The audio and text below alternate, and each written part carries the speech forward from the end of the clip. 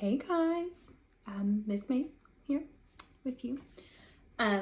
So getting ready to read chapter 2 of The Magician's Nephew. So of course we've got to start off with jokes. Jokes are funny, most of them. I think these are. We'll see what you think. Anyway, where do all the trendy mice live?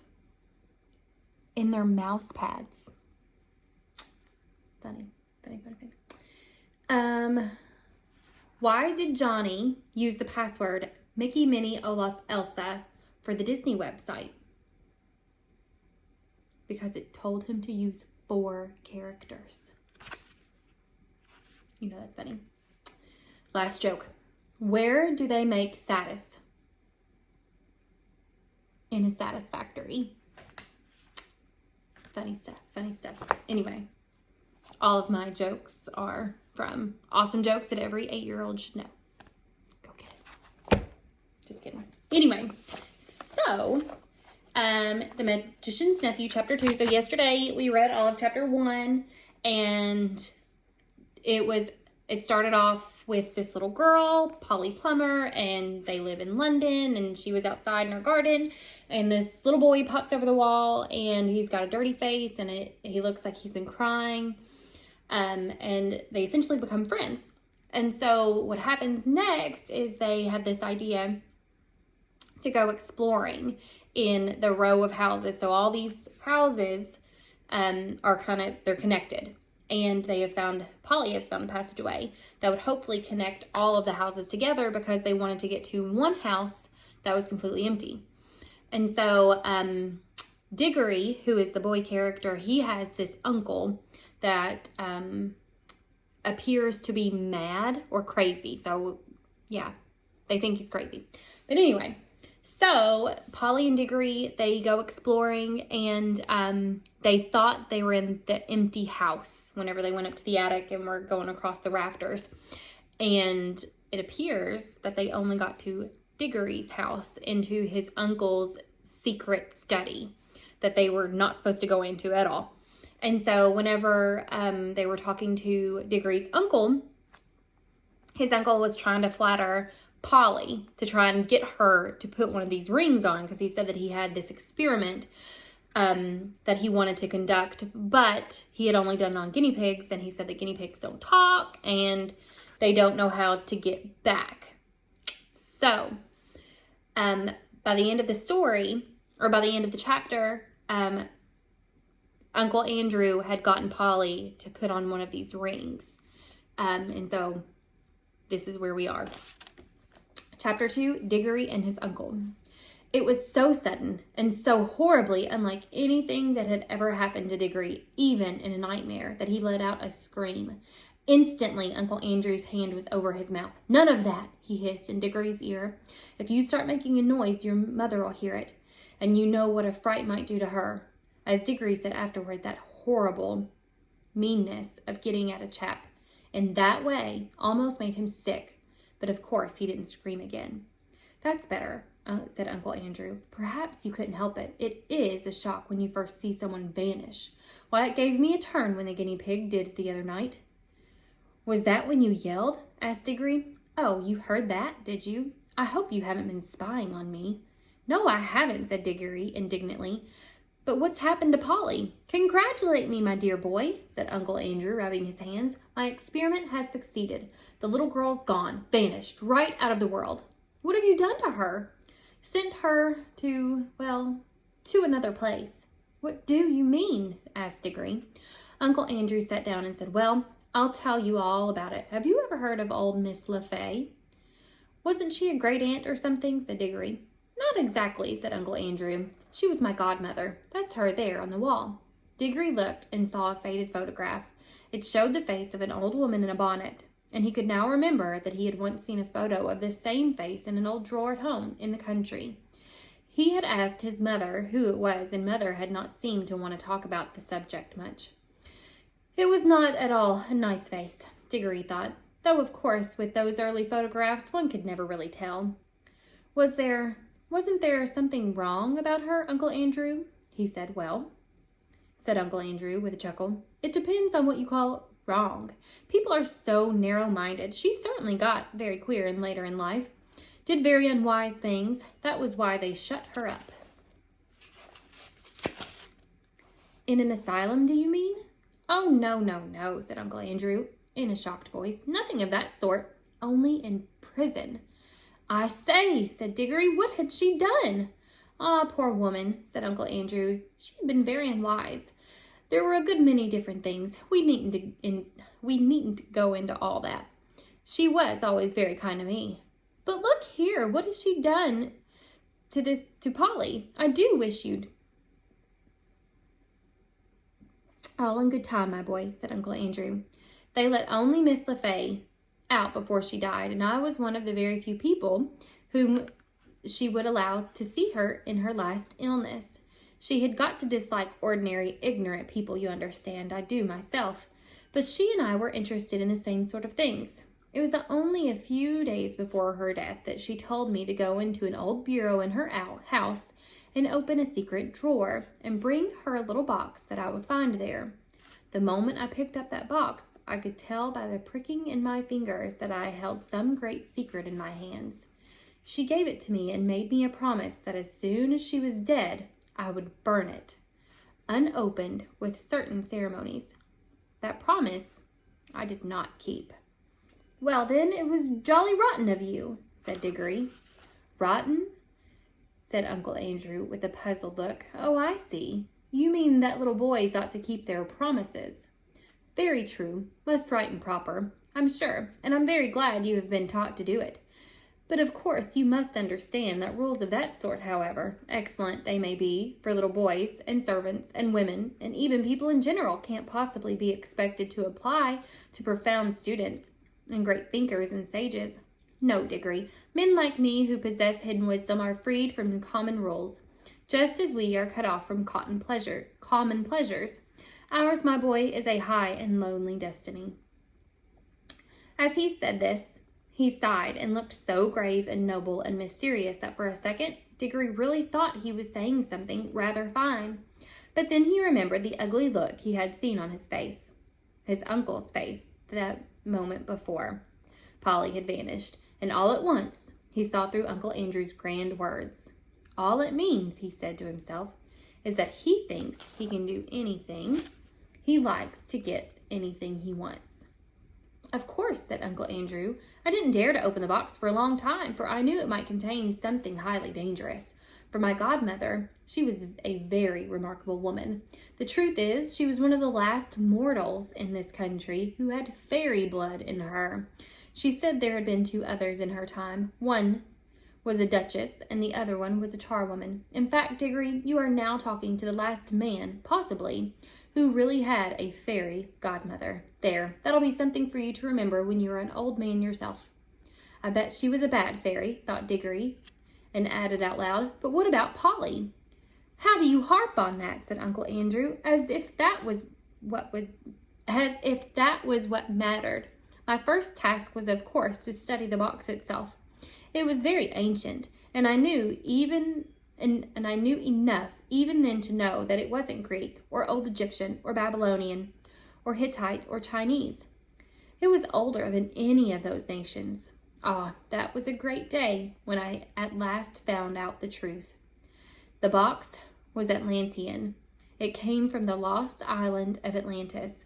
That meant it was centuries older than any of the Stone Age things they dig up in Europe. And it wasn't a rough, crude thing like them either, for in the very dawn time of Atlantis was already a great city with palaces and temples and learned men. He paused for a moment, as if he expected Diggory to say something, but Diggory was disliking his uncle more every minute, so he said nothing. Meanwhile, continued Uncle Andrew, I was learning a good deal in other ways. It wouldn't be proper to explain to a child about magic in general. That meant that I came to have a fair idea what sort of things might be in the box. By various tests, I narrowed down the possibilities. I had to get to know some devilish queer people, and go through some very disagreeable experiences. That was what turned my head gray. One doesn't become a magician for nothing. My health broke down in the end, but I got better, and at last I actually knew. Although there was not really the least chance of anyone overhearing them, he leaned forward and almost whispered as he said, "The Atlantean box contained something that had been brought from another world when our world was only just beginning." "What?" asked Diggory, who was now interested in spite of himself. "Only dust," said Andrew. "Fine, dry dust. Nothing much to look at. Not much to show for a lifetime of toil, you might say. But when I looked at that dust, I took jolly good care not to touch it, and thought that every grain had once been in another world. I don't mean another planet, you know. They're part of our world, and you could get them if you went far enough. But a really other world, another nature, another universe, somewhere you would never reach, even if you traveled through the space of this universe forever and ever. A world that could be reached only by magic. Well," here Uncle Andrew rubbed his hands till his knuckles cracked like fireworks. "I knew," he went on, "that if only you could get into the right form, that dust would draw you back to the place it had come from. But the difficulty was to get it into the right form. My earlier experiments were all failures. I tried them on guinea pigs. Some of them only died. Some exploded like little bombs." "It was a jolly cruel thing to do," said Diggory, who had once had a guinea pig of his own.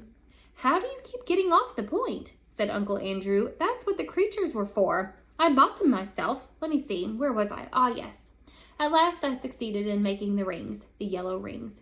But now a new difficulty arose. I was pretty sure now that a yellow ring would send any creature that touched it into the other place. But what would be the good of that if I couldn't get them back to tell me what they had found there?" "And what about them?" said Diggory. "A nice mess they'd be in if they couldn't get back." "You keep on looking at everything from the wrong point of view," said Uncle Andrew, with a look of impatience. "Can't you understand that the thing is a great experiment? The whole point of sending anyone into the other place is that I want to find out what it's like." "Well, why didn't you go there then yourself?" Diggory had hardly ever seen anyone look so surprised and offended as his uncle did at this simple question. "Me? Me?" he explained. "The boy must be mad. A man at my time of life and in my state of health to risk the shock and the dangers of being flung suddenly into a different universe? I never heard anything so preposterous in my life. Do you realize what you're saying? Think what another world means. You might meet anything. "And I suppose you've sent Polly into it then?" said Diggory. His cheeks were flaming with anger now. "And all I can say," he added, "even if you are my uncle, is that you've behaved like a coward, sending a girl into a place you're afraid to go to yourself." "Silence, sir," said Uncle Andrew, bringing his hand down on the table. "I will not be talked to like that by a little dirty schoolboy. You don't understand. I am the great scholar, the magician, the adept, who is doing the experiment. Of course I need subjects to do it on. Bless my soul. You'll be telling me next that I ought to have asked the guinea pigs' permission before I use them. No great wisdom can be reached without sacrifice. But the idea of my going myself is ridiculous. Sorry. It's like asking a general to fight as a common soldier. Supposing I got killed, what would become of my life's work?" "Oh, do stop jawing," said Diggory. "Are you going to bring Polly back?" "I was going to tell you when you so rudely interrupted me," said Uncle Andrew, "that I did at last find a way of doing the return journey. The green rings draw you back." "But Polly hasn't gotten a green ring." "No," said Uncle Andrew with a cruel smile. "Then she can't get back," shouted Diggory, "and it's exactly the same as if you'd murder her." "She can get back," said Uncle Andrew, "if someone else will go after her, wearing a yellow ring himself and taking two green rings, one to bring himself back and one to bring her back." And now, of course, Diggory saw the trap in which he was caught, and he stared at Uncle Andrew, saying nothing. With his mouth wide open, his cheeks had gone very pale. I hope, said Uncle Andrew presently in a very high and mighty voice, just as if he were a perfect uncle who had given one handsome tip and some good advice. I hope, Diggory, you are not given to showing the white feather. I should be very sorry to think that anyone of our family had not enough honor and chivalry to go to the aid of a lady in distress. Oh, shut up, said Diggory. If you had any honor and all that, you'd be going yourself. But I know you won't. All right, I see I've got to go. But you are a beast. I suppose you planned the whole thing so that she'd go without knowing, and then I'd have to go after her. Of course, said Uncle Andrew with his hateful smile. Very well, I'll go, but there's one thing I jolly well mean to say first. I don't believe in magic till today. I see now it's real. Well, if it is, I suppose the old fairy tales are more or less true, and you're simply a wicked, cruel magician like the ones in the stories. Well, I've never read a story in which people of that sort weren't paid out in the end, and I bet you will be, and serve you right. Of all the things Diggory had said, this was the first that really went home. Uncle Andrew started, and there came over his face a look of such horror that, beast though he was, you could almost feel sorry for him. But a second later, he smoothed it all away and said with a rather forced laugh, Well, I suppose that is a natural thing for a child to think, brought up among women, as you have been. Old wives' tales, huh? I don't think you need to worry about my danger, Diggory. Wouldn't it be better to worry about the danger of your little friend? She's been gone some time. If there are any dangers over there, well, it would be a pity to arrive a moment too late. A lot you care, said Diggory fiercely, but I'm sick of this jaw. What have I got to do? You really must learn to control that temper of yours, my boy, said Uncle Andrew coolly. Otherwise, you'll grow up to be just like your Aunt Letty. Now, attend to me. He got up, put on a pair of gloves, and walked over to the tray that contained the rings. They only work, he said, if they're actually touching your skin. Wearing gloves, I can pick them up like this and nothing happens. If you carried one in your pocket, nothing would happen. But of course, you'd have to be careful not to put your hand in your pocket and touch it by accident. The moment you touch a yellow ring, you vanish out of this world. When you are in the other place, I expect, of course, this hasn't been tested yet, but I expect that the moment you touch a green ring, you'll vanish out of that world, and I expect reappear in this. Now, I take these two greens and drop them into your right hand pocket. Remember very carefully which pocket the greens are in. G for green and R for right. G-R, you see, which are the first two letters of green. One for you and one for the little girl. And now you pick up a yellow one for yourself. I should put it on your finger if I were you. There will be less chance of dropping it. Diggory had almost picked up the yellow ring when he suddenly checked himself. Look here, he said, what about Mother? Supposing she asks where I am? The sooner you go, the sooner you'll be back, said Uncle Andrew cheerfully. But you don't really know whether I can get back. Uncle Andrew shrugged his shoulders, walked across the door, unlocked it, threw it open, and said, Oh, very well then, just as you please. Go down and have your dinner. Leave the little girl to be eaten by wild animals or drowned or starved in the other world or lost there for good, if that's what you prefer. It's all one to me. Perhaps before tea time you'd better drop in on Mrs. Plummer and explain that she'll never see her daughter again because you were afraid to put on a ring. By gum, said Diggory, don't I just wish I was big enough to punch your head? Then he buttoned up his coat, took a deep breath, and picked up the ring. And he thought then, as he always thought afterward too, that he could not decently have done anything else. The end of chapter 2. So, hopefully tomorrow in chapter 3, we see what happens. Hopefully he finds Polly. We shall see. Anyway, I hope you guys are enjoying this book. And yeah, I hope everybody stays healthy and stay safe. If you guys need anything, let me know. I miss you guys. See ya.